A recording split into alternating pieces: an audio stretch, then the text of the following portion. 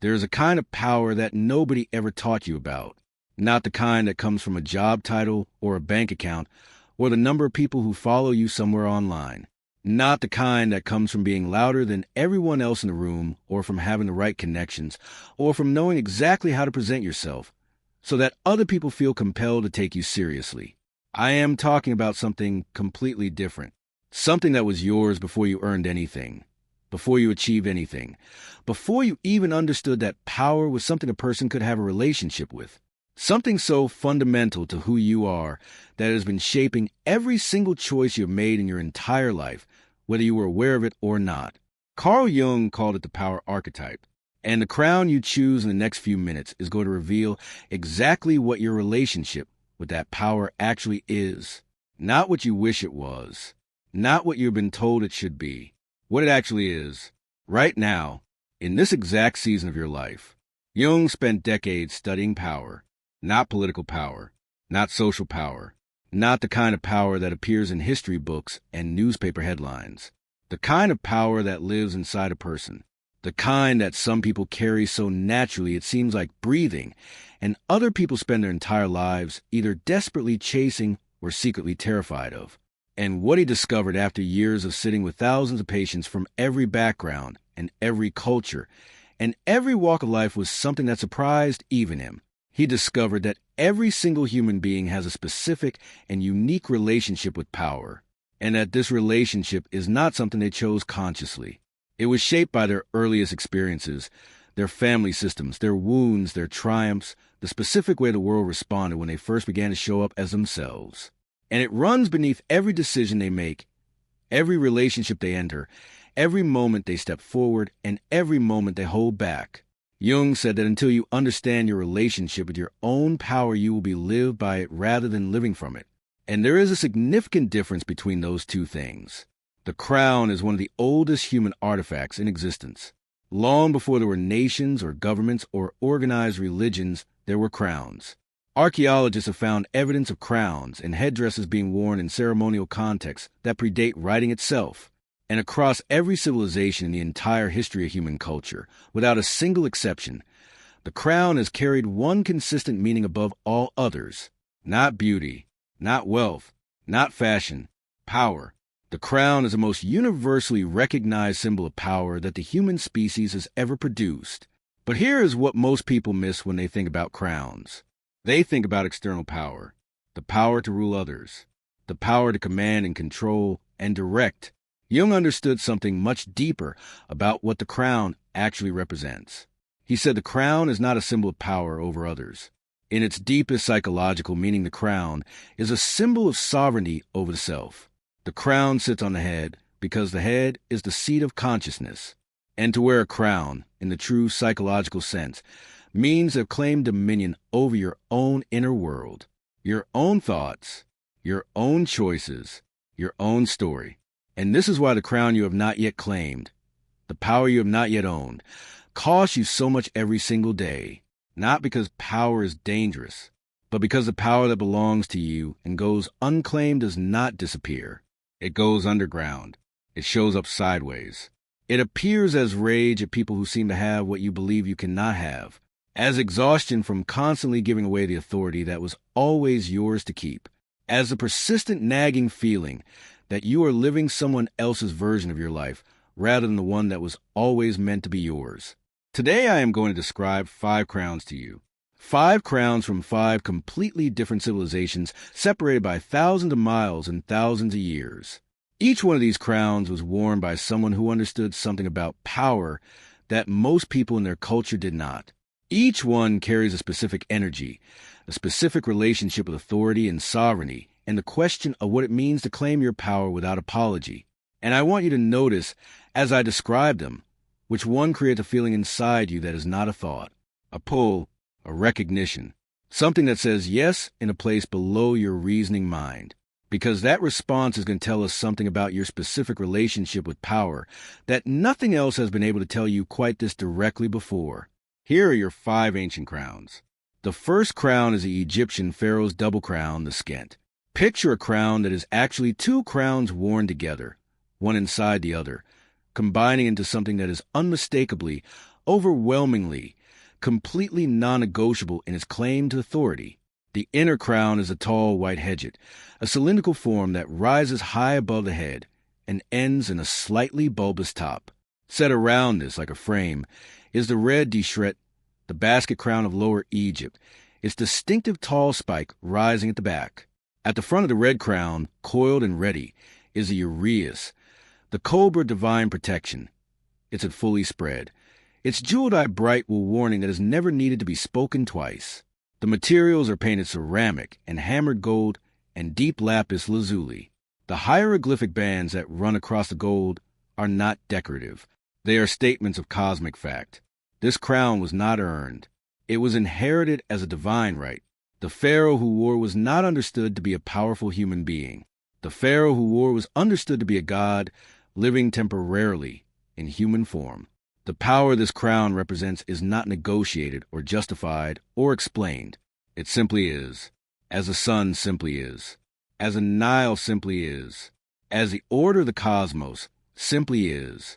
The second crown is the Aztec Quetzal headdress, the Quetzalcoatlantli. Picture something that is almost impossible to describe in a way that does justice to its actual visual impact. It is not a crown in the way most people imagine a crown. It is a towering eruption of iridescent green Quetzal feathers arranged in a massive fan that rises dramatically upward and spreads outward until it dwarfs the person wearing it entirely. The Quetzal bird was the most sacred creature in Aztec cosmology. Its feathers were considered more valuable than gold, and hundreds of them, each one a luminous emerald green that shifts to blue and turquoise and gold in different light, are arranged here with such precision that the whole structure moves as a single unit when the wearer moves, as if the feathers are still attached to living birds. Woven throughout the feather arrangement are discs of hammered gold and pieces of turquoise mosaic, each one catching the light differently. The base is a band of shorter feathers in brilliant blue and vivid red and purest white. This headdress was worn by the Huitzilopochtli, the great speaker, the supreme ruler of the Aztec Empire. It was worn in ceremonies that were understood to be not political events, but cosmic ones. The wearer of this crown was not representing power. The wearer of this crown was channeling it from somewhere beyond the human. The third crown is the Celtic laurel crown. Picture a wreath of sacred oak leaves and acorns crafted with extraordinary care in hammered gold.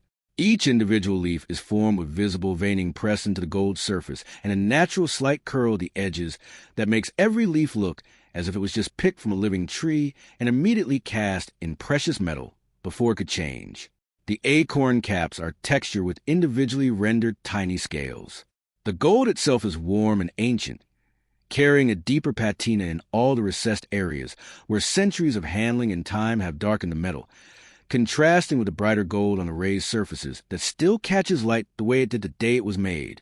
Small twisted Celtic knotwork bands connect the leaves at intervals around the wreath, each knot a continuous unbroken line that has no beginning and no end. This crown was not inherited. It was not given by divine right. It was not made in a palace. It was made in nature, from nature, as an acknowledgement of something earned through wisdom and service rather than through birth or conquest. The ancient Druids understood the oak as the most sacred of all trees, to wear its image in gold was not to claim power over others. It was to claim alignment with something ancient and true and rooted so deeply in the earth that no human force could ultimately move it. The fourth crown is the Byzantine Imperial crown, the stemma. Picture a rigid closed crown of deep gold, not the tall open crown of Pharaoh, not the soaring feathers of the Aztec headdress, but something that fits close to the head like a helmet, its power contained and controlled and precise. The gold surface is almost completely invisible beneath the layers of what covers it. Large cabochon gemstones of emerald and ruby and sapphire and deep purple amethyst set in elaborate gold filigree settings so fine the metalwork looks like lace.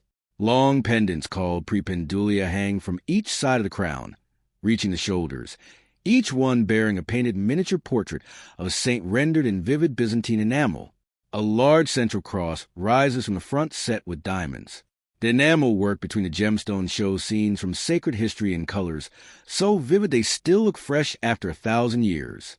This crown was worn by Byzantine emperors who understood themselves to be simultaneously the most powerful political rulers in the known world and the humble servants of God. The power it represents is not wild or explosive or instinctive. It is organized. It is structured. It is contained within a framework of theology and law and tradition so elaborate and so precise that the crown itself is almost crushed under the weight of everything it is required to represent. The fifth crown is the Native American Plains war bonnet. Picture something completely unlike any of the other four crowns in its fundamental nature. This is not made from metal, not from gemstones, not from woven fibers or exotic feathers, arranged for maximum visual impact. This is made from earned eagle feathers, large golden eagle feathers, each one representing a specific act of courage performed by the person who wears this. Each feather was given, not taken, given by the community in recognition of something real.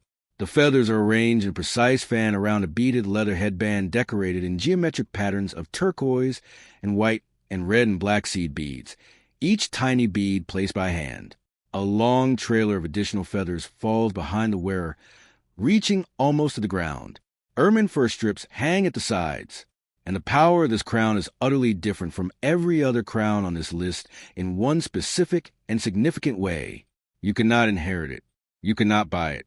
You cannot be born into it. You can only earn it, one feather at a time, through acts of genuine courage that your community witnesses and acknowledges and chooses to honor. This crown is not a symbol of what you were given. It is a symbol of what you became. Have you chosen your crown? Hold it in your mind.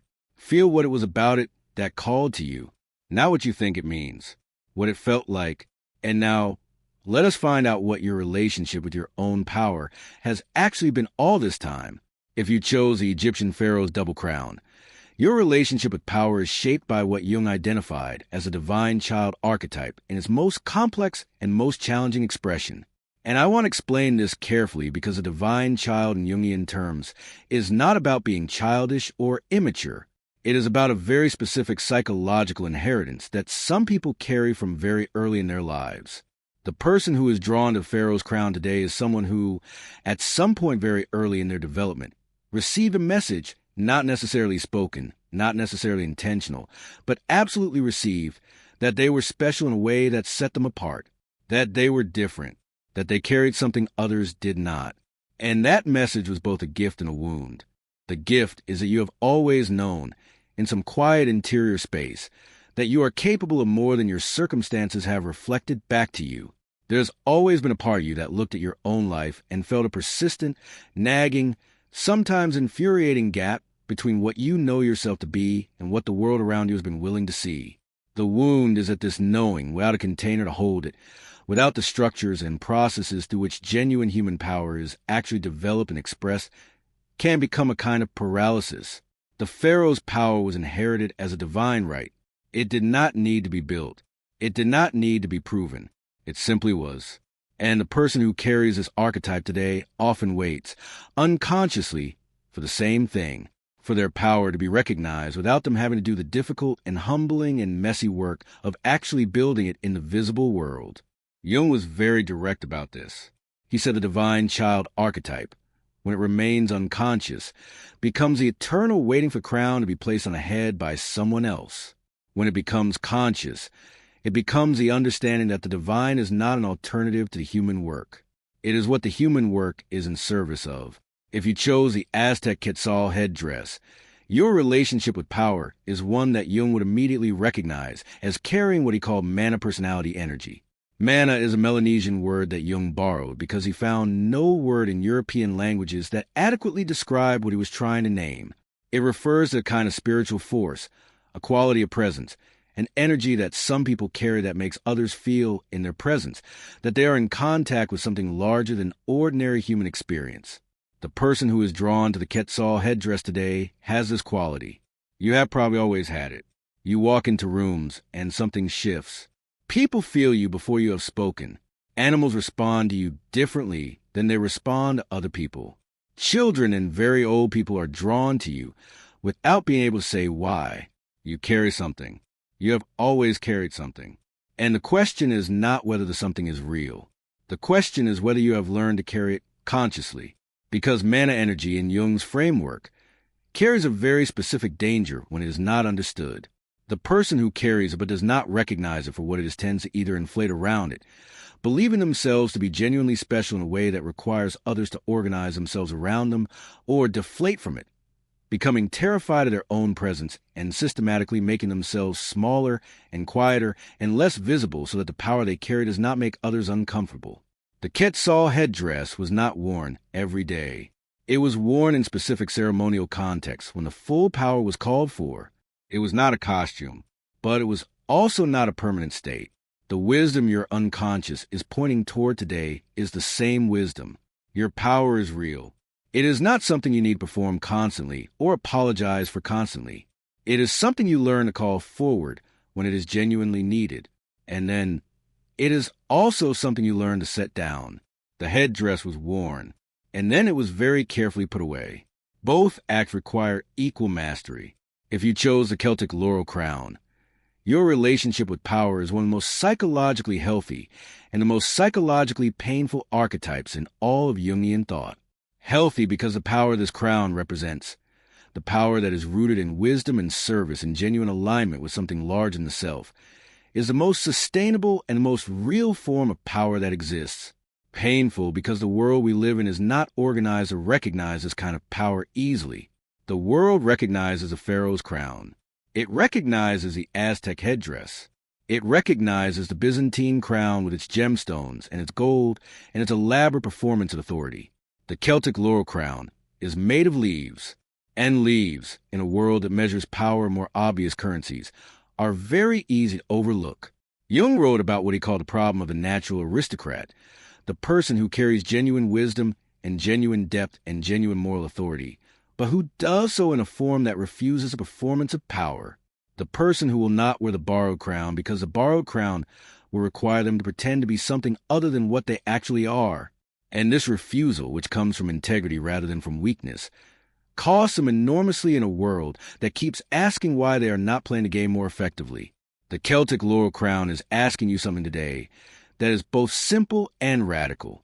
It is asking whether you've been so committed to the authenticity of your power that you have neglected to make it visible. Because wisdom that stays hidden does not serve the people it was grown in order to serve. The oak tree does not hide underground. It grows upward into the light, where it can actually provide shade.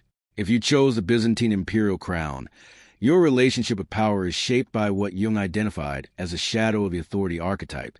And I want to be very precise about what I mean by shadow here, because it is not what most people assume. The Byzantine crown is the most internally complex crown in this entire collection. It contains more within its closed form than any of the other crowns. It is heavy. It is elaborate. It is organized within an extraordinarily sophisticated system of theology and tradition and law. And the person who is drawn to it today carries a relationship with power that is similarly structured, similarly contained, similarly organized within a complex internal framework of rules and principles and understandings about how power should and should not be expressed. You have a deeply sophisticated moral relationship with power. You understand it. You have thought about it extensively. You have strong convictions about what legitimate authority looks like and what the abuse of authority looks like and the line between them. And these convictions are real and they are important and they come from genuine depth of thought. But Jung observed a specific and recurring pattern in people who carry this archetype. The very sophistication of their moral framework around power can become a reason never to fully claim their own. Because the more clearly you understand how power can be misused, the more frightening it becomes to hold it. The more elaborate your internal system of checks on yourself, the less likely you are to act with the full authority that is actually yours to claim. The Byzantine emperors ruled one of the most complex empires in human history. Their power was real and their framework was legitimate, and their crown was genuinely theirs. The weight of it was not a reason not to wear it. It was what made the wearing of it mean something. If you chose the Native American war bonnet, your unconscious has chosen the only crown on this list that cannot be given to you and cannot be taken from you. And this is the most significant thing about your choice. Not the visual beauty of it, though it is extraordinarily beautiful. Not the cultural power it represents, though that power is real and deep. But the specific nature of how this crown is earned, one feather at a time, through acts of genuine courage that your community witnesses and acknowledges and chooses to honor. And the person who is drawn to this crown today has a relationship with power that is organized around exactly this principle. You do not believe in power that has not been earned through something real. You are deeply skeptical of authority that derives from birth or wealth or position rather than from demonstrated character. You believe, in a way that is not an opinion but a felt conviction in the center of your body, that real power is a residue of real choices made under real pressure. Jung identified this as what he called the warrior archetype in its highest expression, not the warrior who fights to conquer, the warrior who acts in alignment with what they know to be true even when that alignment costs them something significant. The war bonnet was not worn to intimidate. It was worn to announce to everyone present the full account of what the wearer had been willing to risk and willing to sacrifice in service of their people. It was worn as evidence, as a record of courage. And the wound that accompanies this archetype, as Jung documented in every person who carries it, is the wound of not being seen, of having done the real work, paid the real cost, taken the real risks, and had to go unacknowledged by the people whose acknowledgement you most needed. The feathers were given by the community. And when the community is not present or not paying attention, or not capable of recognizing what they are witnessing, the person who has earned them stands in the silence of their own courage without anyone to confirm what they already know to be true. The war bonnet does not become less real because no one places it on your head. But the ceremony of it, the witnessing, the honoring, the being seen, that is something your unconscious is asking for today with a specificity and an urgency that deserves to be taken seriously. Whatever crown called to you today, there is something I want you to carry out of this video that I believe is the most important thing Carl Jung ever discovered about power. He said that power which is not acknowledged within does not disappear. It is simply transferred to other people and other forces. Every time you diminish yourself, every time you hold back from what you know, every time you allow someone else's comfort to be a reason not to claim the authority that is genuinely yours, you are not being humble. You are making an unconscious transfer. You are handing your crown to someone else and then feeling confused and resentful when they wear it without acknowledging where it came from. The crown does not belong on someone else's head. It has never belonged on someone else's head. It was made in your exact size by every experience you have ever had, every wound you have ever survived, every moment you kept going when stopping would have been so much easier. You did not earn the Pharaoh's divine right. You did not channel the Aztec cosmic fire. You did not grow the Celtic roots in someone else's earth. You did not carry the Byzantine weight for someone else's empire. You did not earn the warrior's feathers for someone else's people. Whatever power you carry is yours. It has always been yours. And the only thing standing between you and full experience of wearing it is the very human, very understandable, very treatable belief that someone else needs to give you permission first. They do not. They never did. The crown has been waiting for you to pick it up, not to put it on for the world, to put it on for yourself. Because the version of you that knows what it feels like to stand in your full power, without apology and without performance, is not a fantasy. It is who you have always been underneath everything you learned to put on top of it. And that person is very much still there, waiting, with all the patience of something that knows exactly how long it has been waiting, and has decided that today is the day.